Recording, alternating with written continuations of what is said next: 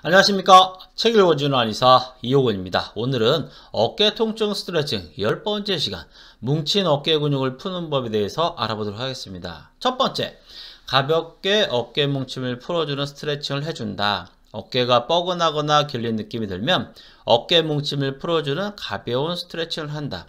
이 앞 시간의 견우가 목 통증 스트레칭, 어깨 통증 스트레칭에 대해서 알려드렸죠. 그 부분을 참고하시면 될 것 같습니다. 두 번째, 냉팩이나 온팩을 적절히 이용한다.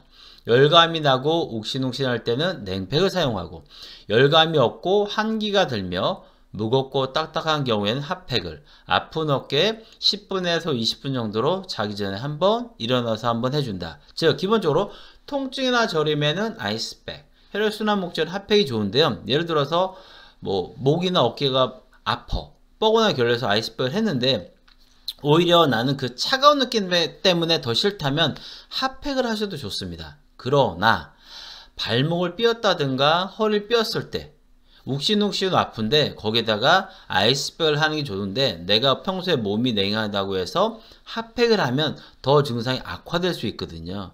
이런 경우에는 한의사와 충분히 상의한 다음에 냉팩을 할 건지 온팩을 할 건지를 결정하는 것이 좋습니다. 세 번째, 규칙적인 유산소 운동을 한다.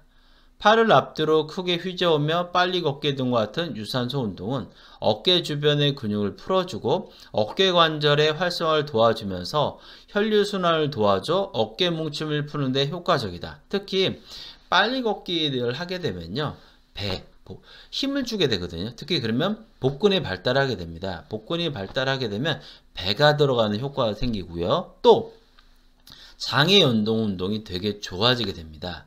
우리가 대변을 보게 되는 거는 직장이나 대장대의 운동도 있지만 실제로는 복압으로 밀어내기를 하는 거거든요. 그런 힘이 되게 좋아지게 됩니다. 그래서 배가 좀 많이 나와서 고민인 분이거나 혹은 장의 운동이 좀 안 좋아서 변비가 심한 분들에게 권할 수 있는 효과적인 운동 중에 하나가 바로 빨리 걷기입니다. 그러나 처음부터 만연을 할 수는 없고요. 운동을 하시던 분이라면 모르지만 그렇지 않은 분이라면 조금씩 늘리셔서 하루에 한두 시간 정도 빨리 걷기를 하는 것이 좋습니다. 네 번째, 바른 자세를 유지한다. 가급적 목은 곧게 펴고 시선을 눈높이로 유지한다. 어깨 좌우 밸런스 유지하면서 가슴을 펴고 턱을 몸쪽으로 당기고 등을 바르게 펴주게 되면 목과 어깨 관련 근육의 부담을 줄여 어깨 뭉침이 심해지는 것을 막을 수 있다. 네, 이 말 맞습니다. 그런데 견우가 이렇게 진짜 해드리면 환자가 못 지켜요.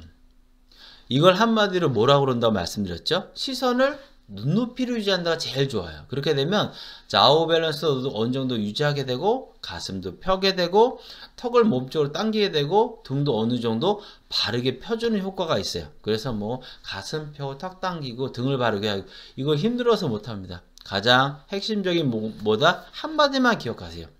시선을 눈높이로 한다. 이게 제일 핵심입니다.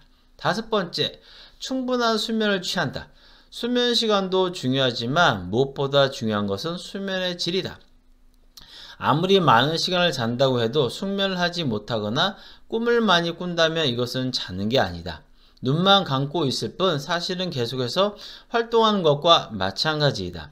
사람은 충분한 수면을 통해서 긴장되었던 근육을 이완시켜 어깨 근육을 풀게 된다. 그래서 깊은 잠이 어깨 보약보다 좋다. 자, 이 중에서 특히 꿈을 많이 꾸시는 경우들이 있으세요. 꿈을 많이 꾸게 되면 이건 자는 게 아니에요. 쉽게 하면 낮에도 일하고 저녁에 일을 하시는 거예요. 꿈을 많이 꾸는 분들 보통 생활 패턴은 생각이 좀 많은 분들이 많거든요. 한방에서는 심열이라고 하는데 그런 심열이 많은 분들이 꿈도 많이 꾸게 돼요. 즉 생각도 많은 분들이 꿈을 많이 꾸게 되는 것입니다. 근데 꿈을 많이 꾸게 되면 잠을 자는 게 아니기 때문에 꿈을 꾸지 않으실 때 충분한 숙면도 가능하게 됩니다. 그래서 생각이 좀 많으신 분이라면 생각을 덜면 좋지만 그게 쉽지 않거든요. 그럴 때는 생각에 집중하기보다는 다른 행동들 있죠. 다른 운동이라든가 뜨개질이라든가 뭐든 다른 것들로 인해서 생각을 더는 그런 활동들을 하는 것도 좋은 방법 중에 한 가지입니다. 여섯 번째, 어깨 뭉침을 풀어주는 기호식품을 섭취한다. 뭐가? 약성이 따뜻하고 독성이 없는 장미과 식물로 근육을 풀어주고 위를 편안하게 하며 습을 제거하는 약재다. 오십견이나 어깨결림 처방에도 많이 쓴다. 생활상에서는 모과차나 모과주를 만들어 놓고 하루 한두 잔 정도 마시면 좋다. 칡, 약성이 따뜻하거나 차지 않고 독성이 없는 콩과 식물로 두통이나 뒷목 뻣뻣함, 갈증, 근육 강직으로 인한 통증 등에 사용한다. 일자목이나 어깨결림 처방에 널리 사용하는데 가정에서는 칡즙이나 칡차, 칡술 등을 만들어 하루 한두 잔 음용하면 굳어진 어깨를 푸는 데 좋다. 칡은 한방에서는 갈근이라고 하고요. 우리가 산이라든가 이런 데 가서도 많이 볼 수 있는 약재 중에 하나입니다. 강황, 약성이 따뜻하고 독성이 없는 생각과 식물로 어혈을 풀고 기를 잘 돌려주며 통증을 먹게 해준 약재다. 심지어는 요새는 이제 꼭 약재상이 아닌 마트에 가서 강황가루 등을 쉽게 구할 수 있습니다. 풍습성으로 생긴 어깨질을 많이 사용하며 일반적으로는 카레 원료로 널리 쓰이고 있으므로 일주일에 한 번에서 두 번 정도 음식으로 만들어 먹으면 좋다. 예, 이렇게 카레 등으로 편하게 꼭 약재를 통해서 음용한다는 것보다는 음식으로 편하게 한두 번 정도 즐기는 것도 좋습니다. 황기, 약성이 따뜻하고 독성이 없는 콩과 식물로 일상에서는 저희가 그 삼계탕 등에서 많이 넣어서 먹기도 하죠. 우리 몸의 독소를 밀어내고 땀을 덜 나게 하고 기를 보호하며 혈관을 확정하여 혈압을 낮추는 효과가 있다. 어깨 결림이나 만성 피로 등에 자주 사용하는데 일반인에게도 널리 알려진 약재로 황기주나 보리차처럼 진하지 않게 끓여두고 아침 저녁으로 한두 잔씩 마시면 좋다.